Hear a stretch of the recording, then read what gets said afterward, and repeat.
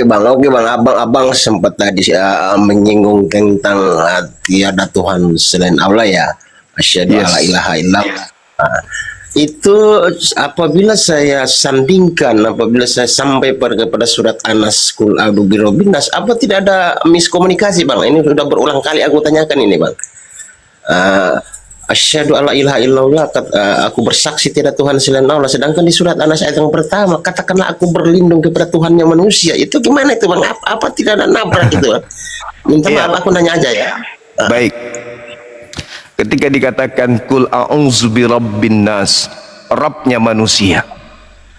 Aku berlindung, katakanlah wahai nabiku Muhammad, aku berlindung kepada Tuhan manusia.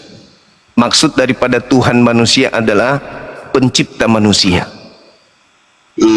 Pencipta manusia, malikin nas, yang merajai manusia. Ilahin nas, yang disembah oleh manusia.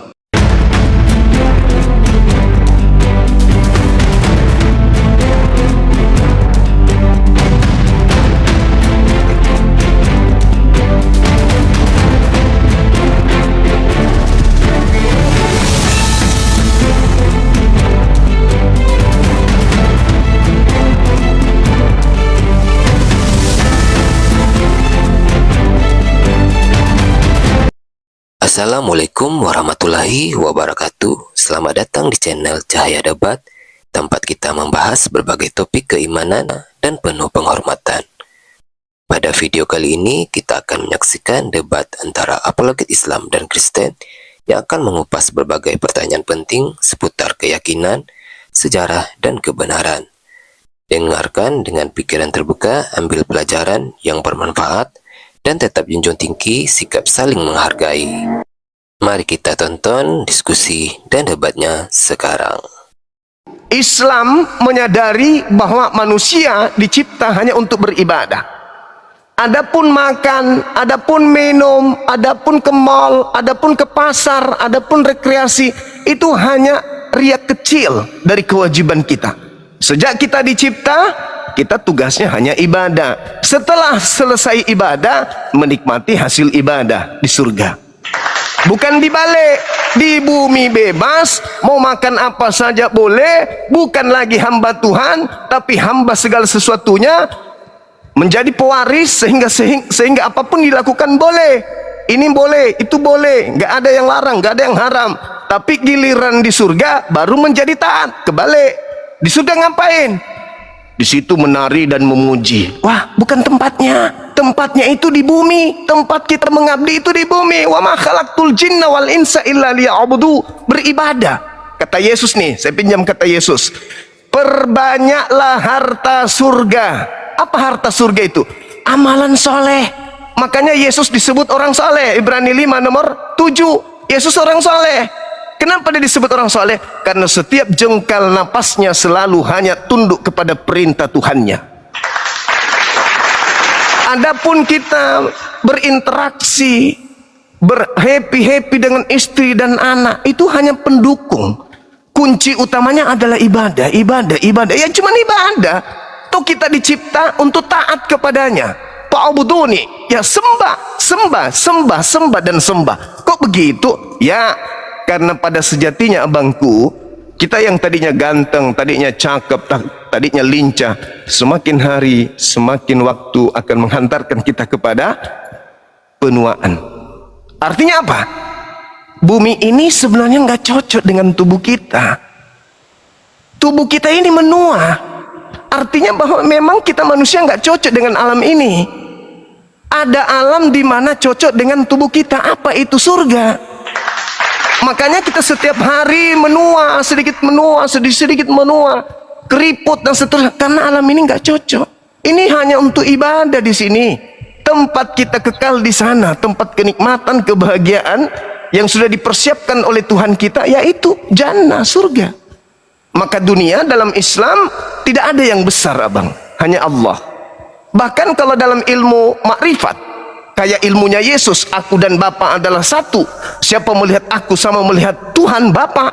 Itu ilmu tertinggi. Maksudnya apa?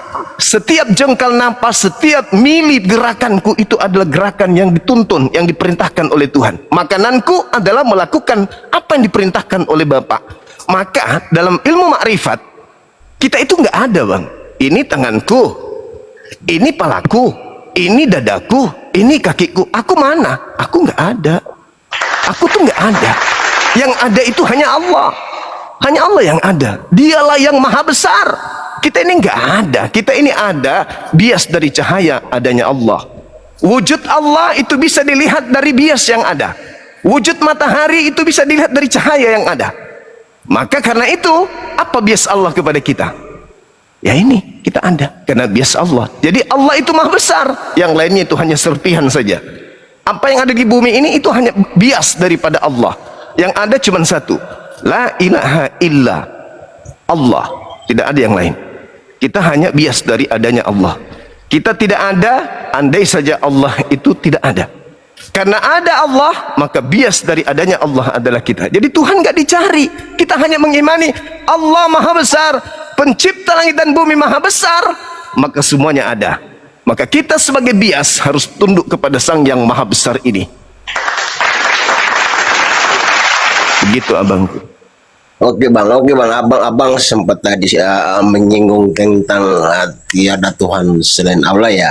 Asyhadu alla ilaha illallah. Nah, itu apabila saya sandingkan, apabila saya sampai kepada surat Anas Qul a'udzu birabbin nas, apa tidak ada miskomunikasi bang? Ini sudah berulang kali aku tanyakan ini bang. Asyhadu alla ilaha illallah, aku bersaksi tidak Tuhan selain Allah. Sedangkan di surat Anas ayat yang pertama, katakanlah aku berlindung kepada Tuhan yang manusia. Itu gimana itu bang? Apa tidak ada nabrak itu bang? Minta maaf, aku nanya aja ya. Baik. Ketika dikatakan Qul a'udzu birabbin nas, Rabbnya manusia.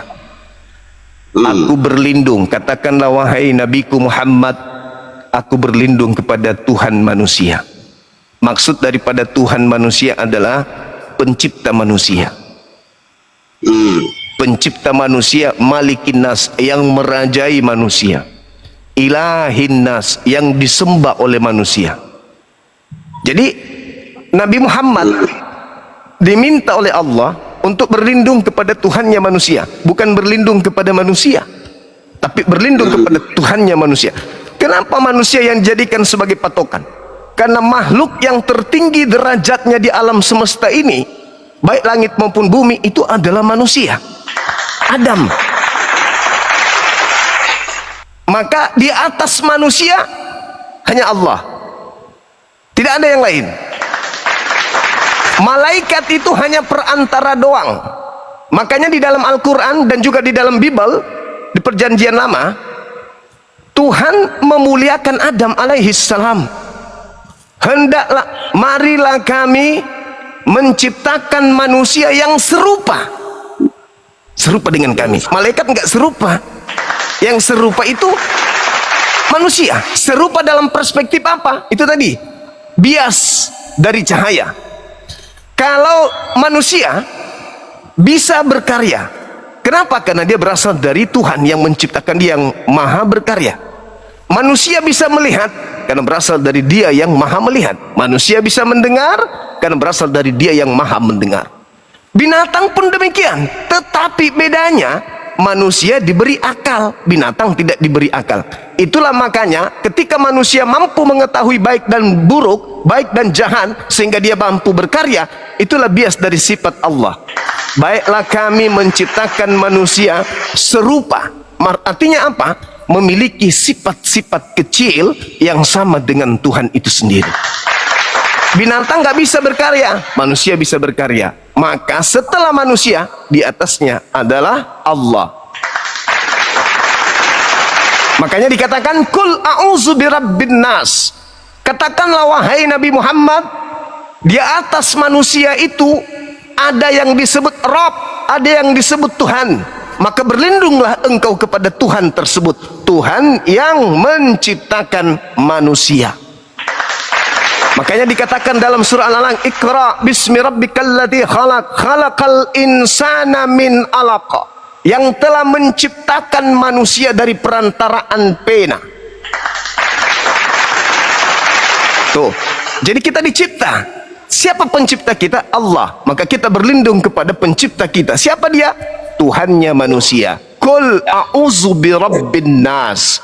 Katakanlah wahai Nabi Muhammad bahwa dirimu berlindung hanya kepada Tuhannya manusia, Tuhan manusia. Bukan maksudnya Tuhan manusia itu artinya ada Tuhan malaikat, ada Tuhan manusia, ada Tuhan berupa manusia, ada Tuhan berupa roh, ada Tuhan berupa daging, ada Tuhan berupa batu, bukan itu maksudnya. Akan tetapi yang dimaksud adalah Tuhan yang menciptakan seluruh manusia, sehingga manusia apapun mereknya, strata pendidikan apapun manusia itu, selagi dia manusia, dia butuh Tuhan. Tuhan itulah sang Khalik yang telah menciptakan, termasuk Nabi Isa alaihi salam bertuhan kepada Allah. Silakan. Oke bang, makasih. Jadi kesimpulannya berarti surat Anas ayat pertama, kedua, ketiga, Qul a'udzu birrabbin nas, malikin nas, ilahin nas itu merujuk kepada Allah itu sendiri. Yes. Oke, thank you bang. Thank you. Aku sekali lagi bikin tertawa dulu penonton di bawah nih. Aku ini jelek seperti gorila bersanding dengan abang kayaknya. Enggak abangku, abang ganteng. Gini bang. Nah, kita gini loh bang, jangan terlalu serius lah, kita kasih tertawa dulu penonton yang di bawah itu. Iya, tertawa mereka. Iya. Gorila itu. Abang Bang Suma ganteng sekali, cerdasnya luar biasa. Udah lama aku cari, kapan aku ketemu sama Bang Suma. Sekalipun banyak orang menista dia, menghujat dia, Suma itu begini, Suma itu begini. Tetapi siapapun dia, orang mengatakan apapun dia, aku berusaha untuk bersahabat dan bergaul dengan dia. Itu misi hidupku bang. Salam hormat untuk abang luar biasa. Makasih abangku, sehat selalu. Baru kemarin aku sempat berbicara sama Pastor Loading itu, tempat roomku itu. Kapan ya, aku sering panggil dia anak, kapan ya Bapak mau ketemu sama Bang Suma. Ternyata hari ini ketemu juga sama Bang Suma. Makasih Bang Suma. Salam hormat. Sama-sama bang. Sama-sama abang. Lain kali aja aku enggak terlalu mau bertanya terlalu banyak. Kalau memang Allah berkehendak kesempatan lagi, baru aku bertanya lagi untuk Bang Suma. Baik abang. Demikian Bang Suma, salam hormat. Semoga Bang Suma sehat selalu, dilimpahkan rezeki Bang Suma. Amin. Abang juga. Aku pamit bang. Aku pamit. Mohon maaf. Makasih abang. Penonton salam hormat. Jika ada kata-kata yang salah, mohon maaf. Salam hormat bang. Aman abing. Aman abang. Iya. Keren abang kita, keren. Artinya wawasan beliau luas, cakrawala berpikirnya bagus, loncatan berpikirnya bagus. Saya curiga abang ini dekat dengan orang-orang Islam. Ya, bisa jadi ada keluarganya yang Islam, yang mungkin dia jadikan sebagai tolak ukur keislaman. Bisa jadi.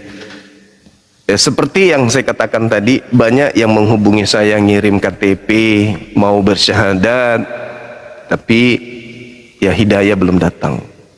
Gitu.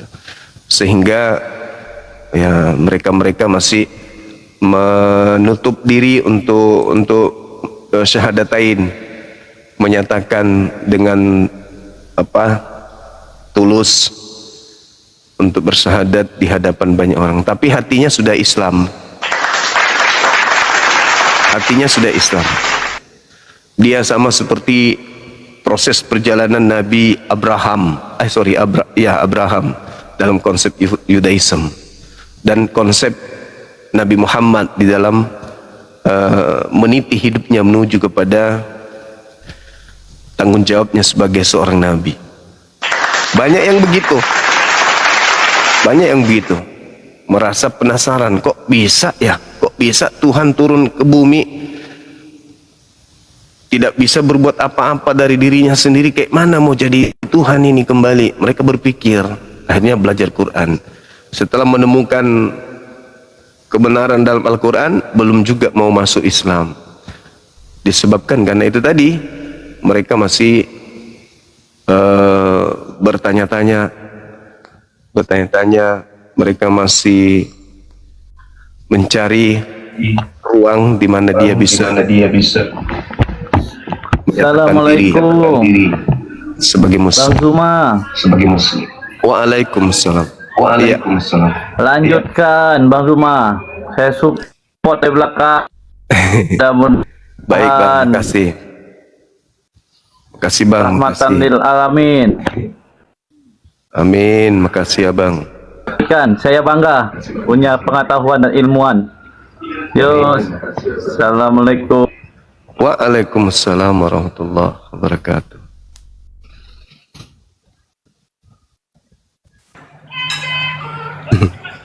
Halo, semangat siang.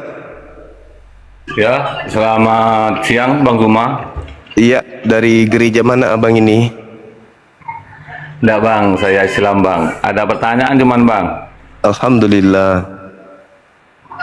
Iya. Ada pertanyaan ini tentang dari teman saya Bang. Soalnya saya tidak bisa menjelaskan sendiri Bang. Iya. Pertanyaan sifat yang 20 itu Bang, gimana Bang? Yang pertama itu kan wujud. Itu yang jadi bahasan tiap malam Bang. Wujud sendiri artinya apa Bang? Ada Bang, wujud ada. Tapi dia cuma minta, kalau ada, mana buktinya gitu Bang. Oh. Dia maunya Allah pencipta langit dan bumi, konsep wujud itu sama seperti Tuhannya. Jadi baik. Kan gitu. Di Islam tidak bisa. Kasihkan aja surah Fussilat ayat 53, Al-Quran surah Qaf ayat 16. Surat apa Bang? Fussilat. Fussilat. Oh. Bahwa wujud bagi Allah adalah menyatakan kebesarannya di setiap penjuru. Contoh, Ya. oksigen abangku, oksigen di alam semesta ini yang dihirup oleh seluruh makhluk yang ada. Itu yang memfasilitasi itu siapa? Apakah sesuatu yang nampak yang memfasilitasi itu? Misalnya ada pabrik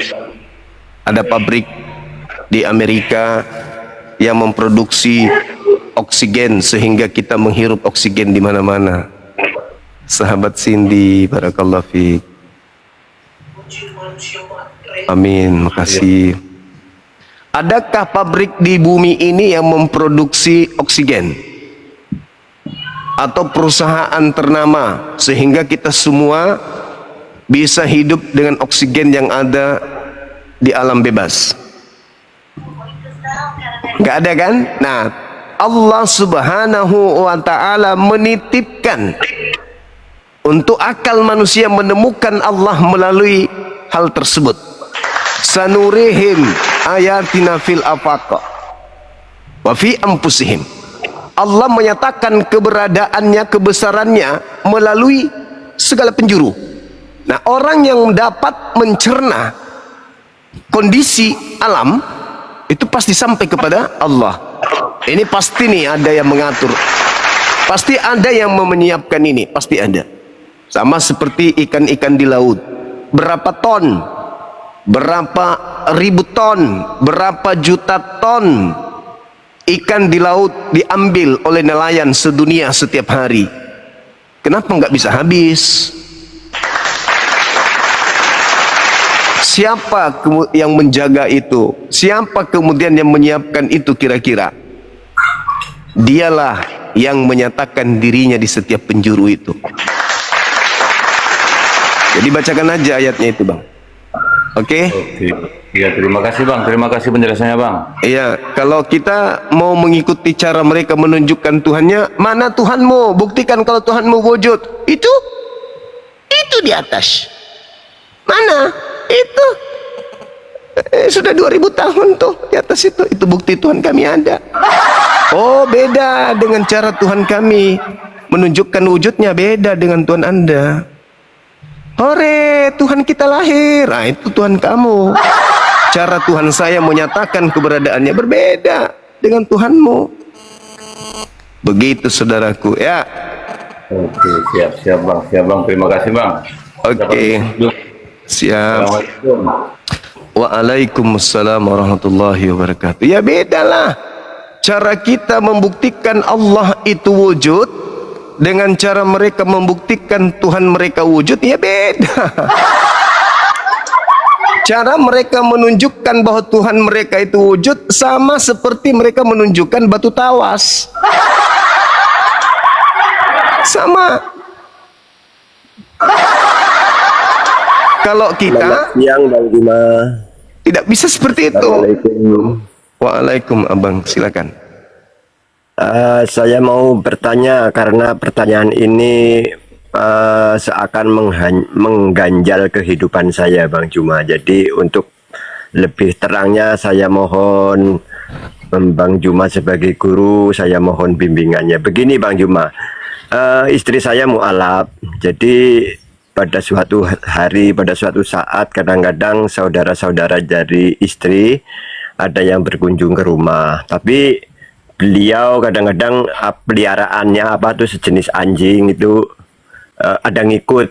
Tapi walaupun anjing itu tidak ngikut, biasa suka hinggap di teras, itu gimana hukumnya? Apa ada unsur najis besar kah, gimana itu Bang Juma yang saya hormati? Mohon penjelasannya. Ya nanti lain kali ditanya aja, anjingnya jangan sampai naik ke teras.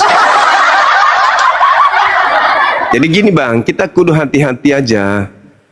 Iya. Yang penting kan nggak dimakan. Kalau anjingnya itu masih taraf normal, jangan masuk ke rumah kita seperti di rumah mereka, ya itu bisa aja. Kalau cuma di teras apa, nanti tinggal dicuci, dibersihkan.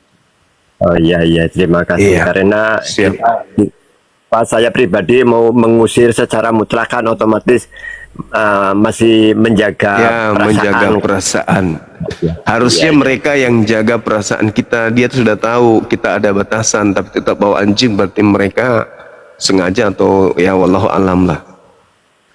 Tapi kalau Gitu, posisi anjing itu yang singgah itu kering, bagaimana Bang Juma yang saya hormati, itu bagaimana hukumnya itu? Maksudnya anjingnya kering gimana? Ya posisi anjing itu kering, tidak basah. Kalau basah otomatis kan udah mutlak itu najis ya kan. Iya. Tapi kalau posisi anjing itu yang hinggap di teras kita, yang duduk di teras kita menunggu tuannya, posisi anjing itu kering, itu gimana hukumnya? Apa perlu dicuci Bang Juma? Kalau kita ragu ya nggak apa-apa, kan tidak berat itu bang. Oh iya ya, terima kasih, terima kasih. Iya. Ya makanya Oke. sebisa mungkin kita perlihatkan ya secara adab ke mereka supaya mereka bisa menghargai kita gitu kan ya. Terima kasih Am. Iya. Mungkin pertanyaan saya ini bisa bermanfaat bagi saya pribadi, khususnya bagi teman-teman yang di bawah yang mempunyai masalah yang sama dengan saya. Mungkin itu barangkali sangat berarti lah untuk saya dan teman-teman yang di bawah. Oke, terima kasih Bang Juma atas pencerahannya. Saya akhiri Iya. wabillahi taufiq wal hidayah. Wassalamualaikum warahmatullahi wabarakatuh. Waalaikumsalam warahmatullahi wabarakatuh. Baik teman-teman sekalian, itulah tadi satu pertanyaan dari saudara kita yang menggugah perasaan. Mudah-mudahan bermanfaat bagi kita semuanya. Oke, kita sambut teman kita yang lain, yang non muslim tapi bang ya, yang Islam mohon ditahan dulu karena tema kita ini adalah perbandingan agama, antar agama gitu bang. Bukan ini kalau ustadz baru tempatnya. Kalau di sini kita bukan ustadz, ilmu kita belum sampai selevel ustadz. Tapi kalau level pendeta iya. Kalau ustadz ketinggian saya nanti. Untuk itu silakan teman-teman.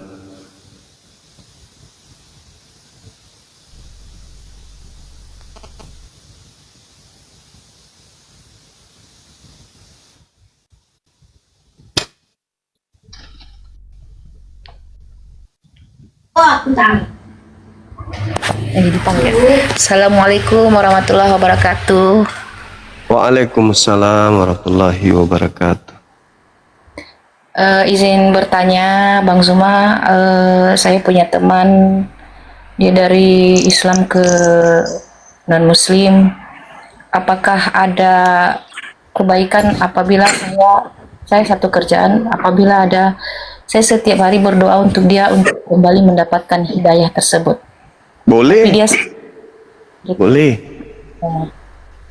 saya sangat sedih gitu ya. Saya coba berdoa terus, semoga dia suatu hari akan mendapatkan hidayah. Amin, amin. Ya, Iya, semoga dilembutkan hatinya menerima Islam kembali, gitu ya. insya Allah. Murtadin Terima kan? kasih, Bang. Iya, Murtadin. Dia awalnya begini, Bang Zuma. Dia waktu pas menikah itu suaminya mualaf. Mereka menikah selama 11 tahun. Tapi di dalam pernikahan itu sang suami sering pergi ke rumah ibadahnya. Lama-kelamaan menarik sang istri sampai sekarang. Iya, itu salah satu trik gerakan kristenisasi itu, salah satunya seperti itu. Nikah, masuk Islam, setelah punya anak kembali ke Kristen, ngajak anak istri. Jadi sekaligus dia mendapatkan dua, istri dan anak-anak. Ya. Itu saja saya pertanyakan, Bang Zuma. Semoga mendapatkan Iya, hidayah. kasih, kasih. Amin.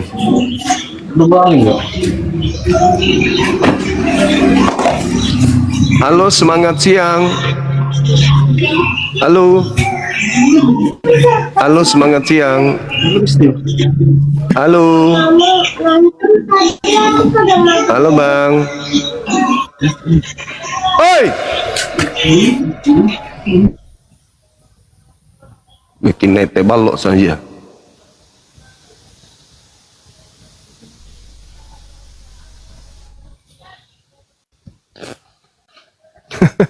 Udah emosi. Enggak kawan. Itu mengusir rasa ngantuk aja. Halo, semangat siang. Halo. Hah?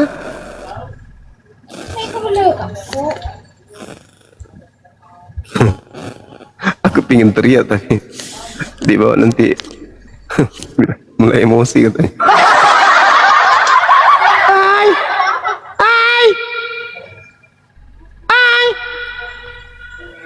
Kalau aku teriak nanti dibilang emosi toh. Jadi gitu-gitu aja. Tonto, oi, tonto, tonto. Semangat siang abang. Halo. Halo, assalamualaikum. Waalaikumsalam.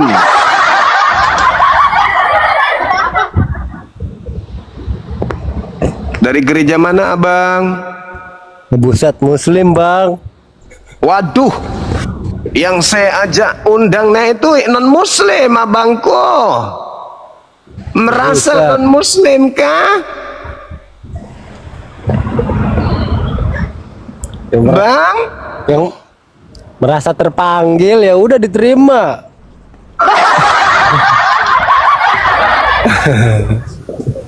Merasa terpanggil. Halo, semangat siang. Selamat siang Bang. Ya, Muslim nggak? dari ya, gimana Bang? Assalamualaikum Bang. Waalaikumsalam warahmatullahi wabarakatuh. Aku nih jujur sedikit bertanya Bang, dari lama udah ikut Bang Zuma waktu di Medan. Saya dari Medan Iya. Bang. Oh, sama. Ini pengalaman sekolah. Saya di Jawa Gimana? ya, khusus di Jawa. Apakah diharamkan sekolah di non Muslim kalau Enggak. orang tua saya bilang boleh masuk di gereja? Apakah itu haram?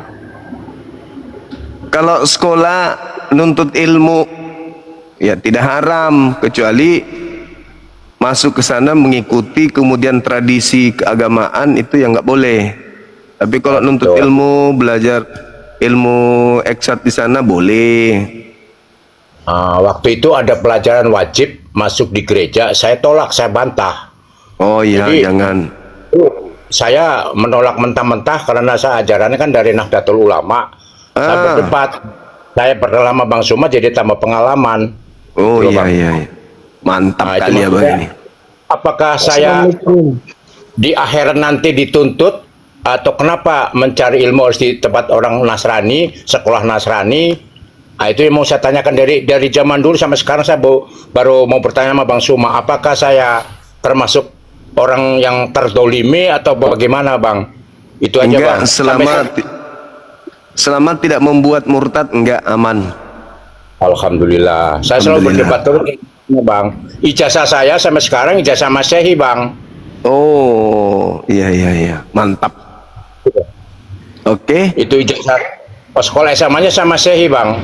Oh, siap, siap. Oke. Tapi tidak menganut ajaran ke Kristen, saya tidak. Hanya cuma Oh. mencari ya sekolahnya aja. Keren. Iya, Bang. Mantap. Oke. Karena saya menolak, bukan saya mau menantang ajaran itu, enggak, penasaran. Waktu itu kan ya sekolah saya nakal, Bang. Jadi waktu itu saya dikeluarkan dari SMA negeri, nggak ada lagi yang mau terima, gitu, Bang. Jangan Iya, nakal, Pak iya. Dek. Nggak boleh nakal. Iya, iya. Oke, Bang. Oke, Bang. Bukan itu aja, Bang. Makasih, Bang. Cuman itu aja, Bang. Makasih. Makasih, Makasih, saudara. Ya, hati-hati di jalan. Jangan lupa berhenti kalau lampu merah. Waalaikumsalam. Ya. Agak kere, Bah. Baik, alhamdulillah. Bang Suma mau tanya, kan ini saya punya ibu dulu kan pembantunya Kristen. Iya. Nah, ibu kerja, Terus? bapak kerja, tapi saya dulu masih kecil, umur 5 tahun lah, masih kecil. Itu kalau ke gereja saya ikut karena kebetulan tidak ada yang jaga, jadi saya ikut. Mama kerja, bapak kerja. Gimana tuh saya masuk gereja dengan orang nyanyi? Apakah berdosa bagi saya atau tidak? Karena saya Islam, Bang Suma. Usia berapa tahun saat itu, Bang? 5 tahun.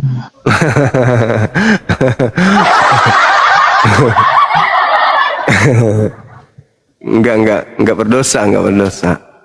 Ya ikut-ikutan, maksudnya kan ada yang jaga, saya ikut itu ibu ke situ. Iya, iya, iya. Enggak apa-apa, Ji. Enggak, Ji. Oh, enggak apa-apa, Ji. Iya, Banyak Bang nggak- Suma. Iya, iya. Oke, Bang Iya. Suma. Baik, makasih. Waalaikumsalam warahmatullahi wabarakatuh. Hati-hati juga.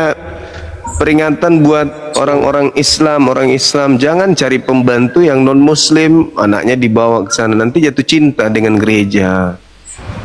Tolong supaya perhatian ini. Bapak Ibu sesibuk apapun, jangan cari pembantu yang beda akidah. Aduh, gawat itu, gawat. Halo saudara. Assalamualaikum, Dengku. Waalaikumsalam. Dan teman Muslim, mohon jangan naik Ika. Aduh, Aduh, nah, bikin kasih, nah. pusing kami di bawah ini. Mau dengar ilmu yang dilontarkan oleh Dengku ini. Dilanjuti Dengku. Iya, jangan makasih, naik, Kak. makasih. Iya, Siap. mari Kideng. Assalamualaikum Mariki, warahmatullahi waalaikumsalam warahmatullahi wabarakatuh. Dengar ki itu teman-teman, jangan ki dulu naik ke masih. Mau mikir juga sholat zuhur ini kodongnya. Halo, semangat siang. Selamat siang, Bang. Siang juga dari Kristen Mbak. Dari Kristen. Oke, buka kamera, boleh diskusi kita pelan-pelan. Belum bisa, Bang. Nggak apa-apa, saya nggak bakal berusaha, nggak bakal menghujat. Walaupun nggak open cam. Iya, gimana Mbak? Mau bisa diskusi kan? Ngajak Bisa. diskusi kan ibaratnya sharing lah tentang Iya. ilmu yang Abang punya dan pemahaman yang saya punya menurut kekristenan. Baik, Ibu, silakan, saya sedikit lagi mau zuhur, boleh, silakan. Oke. Arti kafir bagi agama Abang gimana? Kafir itu orang yang menutup diri dari ajaran Allah, ajaran Nabi Muhammad ajaran para nabi, termasuk menolak diri terhadap ajaran Nabi Musa, Nabi Daud, Nabi Isa. Itu kufur atau kafir. Kalau penegasan dalam Al-Quran diterangkan laqad kafaral ladzina qalu tsalitsu tsalatsa. Jadi kafirlah orang yang mengatakan bahwa Allah pencipta langit dan bumi itu adalah satu dari yang tiga. Al-Quran surah Al-Maidah ayat 73. Laqad kafaral ladzina qalu innallaha tsalitsu tsalatsa. Sesungguhnya Allah itu adalah satu dari tiga. Itu kafir. Kafir itu menutup diri. Seperti itu, menutup diri dari ajaran Tuhan yang dibawa oleh para nabi bahwa Tuhan itu cuma satu. Yesus mengajarkan Tuhan itu cuma satu. Tapi menutup diri. Malah Yesus yang mengatakan itu dituhankan juga, berarti itu kufur, kafir. Menutup diri dari ajaran Yesus, menutup diri dari ajaran Nabi Muhammad. Begitu, Mbak. Gitu. Ya. Kalau menurut saya bukan menuhankan tiga, tapi menuhankan satu, yaitu Tuhan Yesus yang berasal dari Bapa di surga, yang punya firman dan roh. Firman-Nya lah yang menjadi manusia, yaitu Tuhan Yesus. Jadi tanpa melalui Yesus, saya tidak bakal kenal siapa itu Allah pencipta langit dan bumi itu, atau sesembahan bagi kami. Gitu loh. Ya, itulah yang disebut kafir, Ibu. Iya, silakan. Oke lah, yang kedua lah kalau menurut itu ya. Apa beda firman di Abang, firman Allah dan wahyu? Baik. Kalau wahyu itu adalah ilham, pengetahuan yang berasal dari Allah kepada Nabi. Dan pengetahuan itu adalah untaian kalimah. Apa kalimah itu? Kita mengenalnya dengan firman, perkataan-perkataan yang tersusun dari Tuhan, yang cakupannya adalah pengajaran, peringatan, ancaman, kecaman, dan solusi. Nah, itu yang disebut firman atau ilham. Jadi itu adalah satu cakupan yang tak terpisahkan. Ilham adalah wahyu, wahyu adalah ilham. Nah, pengetahuan datangnya peraturan atau perintah, itulah yang disampaikan berupa firman kepada sang nabi. Seperti itu, Mbak. Jadi kalau nabi yang Anda percaya itu mendapatkan wahyu apa firman? Wahyu yang adalah perkataan. Nanti ilham itu, wahyu itu disampaikan berupa perkataan. Makanya Al-Quran itu adalah kumpulan firman yang diwahyukan. In huwa illa wahyu yuha. Jadi Nabi Muhammad menerima wahyu dari Allah. Setelah menerima wahyu itu, dia sampaikan berupa perkataan kepada manusia. Itulah Al-Quran yang sudah dibukukan. Itu adalah wahyu yang berupa kalamullah, perkataan Allah yang diterima lalu kemudian dilisankan oleh beliau kepada sahabat, kepada kami semuanya. Seperti itu, Mbak. Oke, kalau menurut yang saya pahami di agama saya, firman itu adalah dibagi tiga, yaitu firman atau ilham yang langsung ke pribadi seseorang. Kedua, yaitu logos yang menjadi manusia. Dan ketiga itu grafe, yaitu yang tulisan itu atau kitab yang kami percayai itu berisi firman Tuhan, tapi bukan berarti semua firman Tuhan sama seperti yang Abang jelaskan tadi. Di situ ada larangan, perintah Tuhan langsung atau ada melalui nabi, dituliskanlah di situ dan ada solusinya bagaimana kita harus berkelakuan menurut kehendak Allah Bapa Sang Pencipta langit dan bumi, yaitu diwujudkanlah firman-Nya menjadi manusia untuk mengajarkan langsung. Karena kalau hanya melalui ilham yang didapatkan oleh Nabi, kadang-kadang kita kurang percaya kalau itu nggak ada saksi, gitu loh Bang. Gitu loh. Iya. Menurut pemahaman saya di agama saya. Iya. Jadi kalau dalam tataran khasanah keilmuan Islam, yang disebut Nabi itu tidak butuh saksi.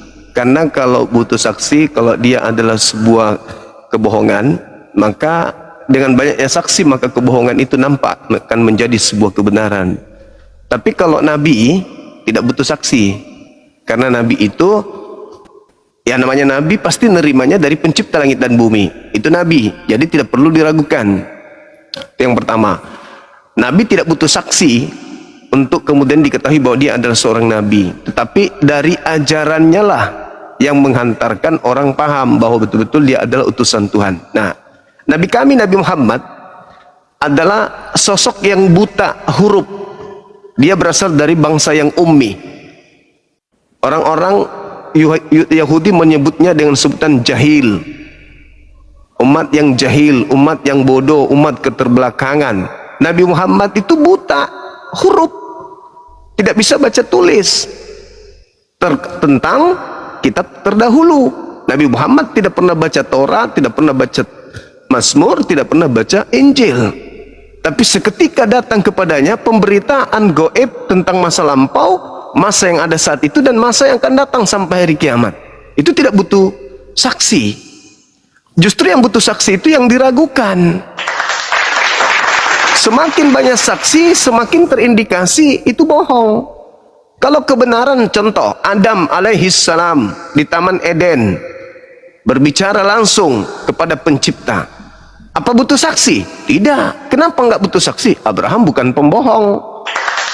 Nabi Musa menerima wahyu di Bukit Sinai. Apakah ada saksi dia menerima dua batu itu? Tidak ada saksi. Umatnya menunggu di bawah bukit, di bawah gunung. Kenapa dipercaya? Nabi Musa bukan pembohong. Nabi Muhammad menerima wahyu dari Allah. Dia dikenal orang terpercaya, Al-Amin. Apakah butuh saksi? Tidak butuh saksi, karena Nabi Muhammad tidak pernah berdusta. Bagaimana dengan Paulus? Maaf nih, dia harus butuh saksi banyak. Lukas butuh saksi banyak. Yang lainnya penulis Bible butuh saksi banyak. Kenapa? Yesus sendiri tidak pernah bersaksi tentang mereka. Yesus sendiri tidak pernah memberikan legitimasi pengesahan terhadap buku-buku mereka. Jadi supaya orang percaya, maka dia harus mengakui banyak saksi-saksi. Tapi kalau ditanya siapa saksinya, tidak ada satu manusia Kristen pun yang mampu menunjukkan satu manusia jadi saksi. Contoh, siapa saksi Lukas menerima wahyu? Tidak ada yang bisa menunjukkan saksi itu. Siapa saksi Paulus menerima wahyu? Tidak ada. Satu pun manusia yang pernah melihat Paulus bertemu dengan Yesus langsung itu nggak ada. Apalagi bertemu dengan Tuhan. Jadi ketika dikatakan banyak saksi tapi cuma saksi palsu, saksi hoaks, itu tertolak oleh akal. Tertolak. Nah, bukti bahwa Al-Quran itu tidak perlu saksi, tidak ada satu manusia pun yang bisa merevisi, mengoreksi Al-Quran sampai hari ini. Hanya satu orang manusia, Nabi Muhammad. Tapi catatan yang ditulis para sahabat tidak direvisi. Kenapa? Mutlak bukan dari karangannya, mutlak dari pencipta langit dan bumi yang maha tahu, sehingga secanggih apapun zaman, semodern apapun manusia, tidak butuh Al-Quran itu direvisi, dikoreksi untuk mengikuti perkembangan zaman. Tapi sebaliknya, kitab Anda banyak saksi, tapi anehnya selalu direvisi, dikoreksi, selalu diperbaiki, selalu ditingkatkan, selalu dirubah. Kenapa? Bukan dari Tuhan, dari manusia biasa. Wajar kalau direvisi, dikoreksi. Nabi Muhammad apakah menjadi sumber satu-satunya Al-Quran? Yes. Tetapi Al-Quran bukan dari dia. Al-Quran itu wahyu, ilham dari Allah, firman Allah, kalamullah. Makanya tidak perlu direvisi, tidak perlu saksi. Cukup lihat Al-Quran, orang berakal sudah tahu. Ini bukan perkataan Nabi Muhammad, ini perkataan pencipta langit dan bumi. Apa buktinya?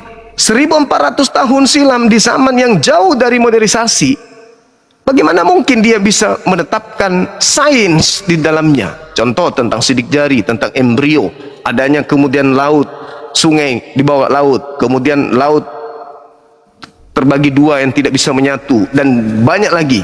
Bagaimana bisa dia tahu itu? Bagaimana bisa dia menjelaskan itu? Kalau bukan dari Sang Maha Melihat yang Maha Mengetahui, mustahil Nabi Muhammad bisa menjelaskan itu. Nah, bagaimana dengan Bible Anda? Banyak orang penulis, tapi kontradiksi, kontroversi, dan seterusnya. Inilah bukti bahwa saksi banyak kalau cuman bohong, nggak ada artinya, nggak ada gunanya. Tanpa saksi, tapi kalau kebenaran, itulah yang mutlak hak.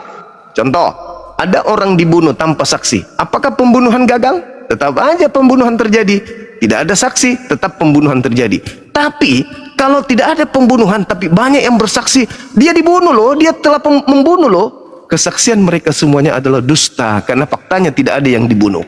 Tapi kalau ada yang dibunuh, tidak ada yang mempersaksikan pembunuhan itu, tidak menjadi gagal pembunuhan itu hanya gara-gara tidak ada yang melihat. Makanya Yesus mengatakan dalam Yohanes 8, 17, 18, apa kata Yesus?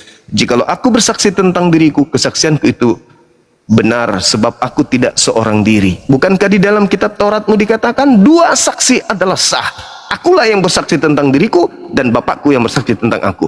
Nabi Muhammad demikian adanya. Nabi Muhammad bersaksi cuma 2. Itu sudah sah, Allah dan dirinya sebagai penerima wahyu. Begitu, Ibu. Nah, sedangkan takarannya adalah Yohanes 5:31. Jikalau aku Yesus bersaksi tentang diriku sendiri, maka kesaksianku itu tidaklah benar. Bapakku lah yang bersaksi tentang aku, baru benar. Bukan gereja yang bersaksi, bukan pendeta, bukan pastor, tapi Bapakku. Jadi kami umat Islam, kenapa nggak percaya Kristen? Karena agama Kristen itu adalah kesaksian-kesaksian orang. Yang kami butuh adalah kesaksian Yesus dan kesaksian Elohim, Tuhannya. Ketika Anda mengatakan tadi, kenapa kami menuhankan Yesus? Karena dia adalah, mana kesaksian Bapa kalau Yesus itu adalah Bapa itu sendiri? Nggak ada. Mana kesaksian Yesus kalau dia adalah Bapa pencipta langit dan bumi? Nggak ada juga. Jadi tertolak. Tapi kalau kami, Nabi Muhammad mengatakan A, itu yang dipersaksikan oleh Allah. Nabi Muhammad mengatakan B, itu yang dipersaksikan oleh Allah. Apa yang dikatakan oleh Yesus, itu yang dipersaksikan oleh Bapa. Tapi apa yang dipersaksikan gereja-gereja, pendeta-pendeta, tidak pernah dikatakan oleh Yesus. Kami tolak itu. Sekira begitu, Ibu. Saya sudah mau ibadah dulu. Tanggung mau menanggapi tentang revisi dan satu lagi tentang kami menyembah 3 Tuhan, itu yang paling penting. Tapi ya udah, lain kali lah, aku nggak mau mengganggu.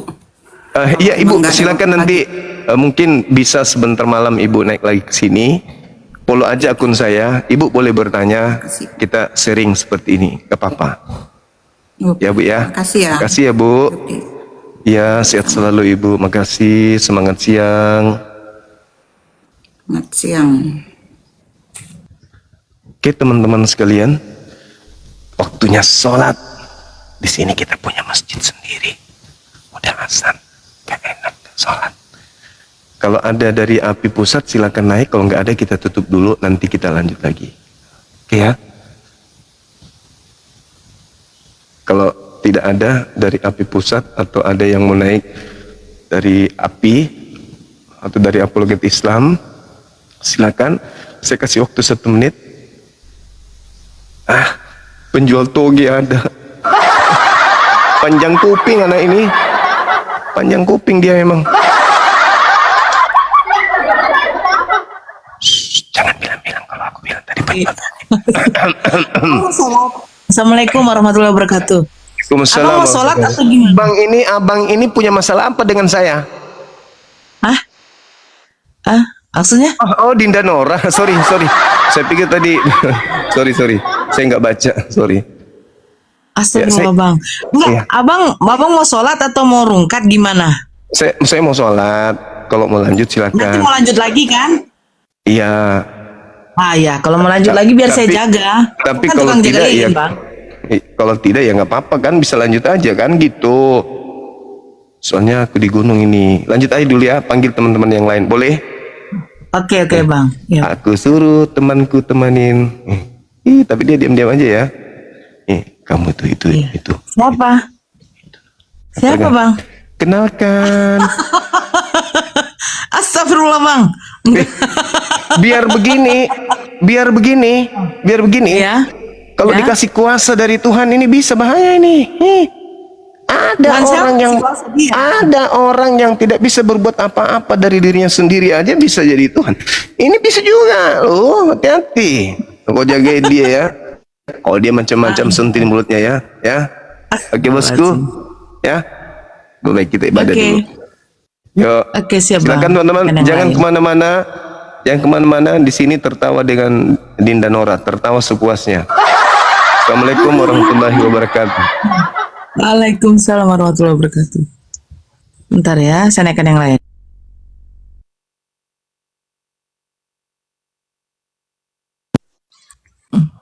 Jangan lama bang, abang suka kali lama-lama. Bentar. Aku naikkan dulu yang lain ya, siapa ya? Yang mau naik ini kalau bisa Kristen ya. Aduh, open cam pula aku.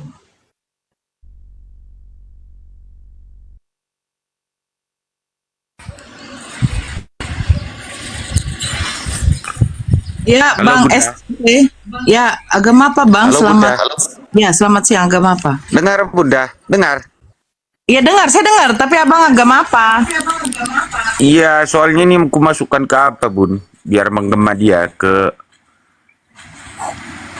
speaker. Kemana, Bang? Hah?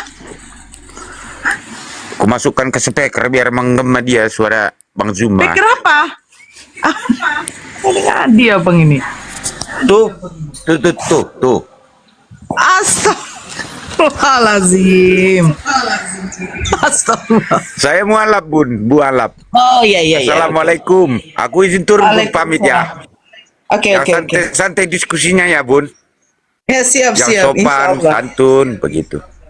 Oke. Izin pamit Bun. Ya Bang. Oke. Kita telah menyaksikan bagaimana apologet Islam dan Kristen menyampaikan argumen dengan keyakinan mereka masing-masing. Perbedaan yang ada bukan untuk memperkeruh suasana, tetapi menjadi ruang untuk saling memahami dengan lebih dalam. Semoga diskusi ini menambah wawasan kita dan mendorong kita untuk mencari kebenaran dengan hati yang jujur dan pikiran yang terbuka. Terima kasih sudah menyaksikan sampai akhir. Jangan lupa like, share, dan subscribe agar channel ini terus berkembang dan menghadirkan diskusi apologet Islam yang bermanfaat. Sampai ketemu lagi dan nantikan video-video diskusi dan debat apologet Islam selanjutnya. Assalamualaikum warahmatullahi wabarakatuh.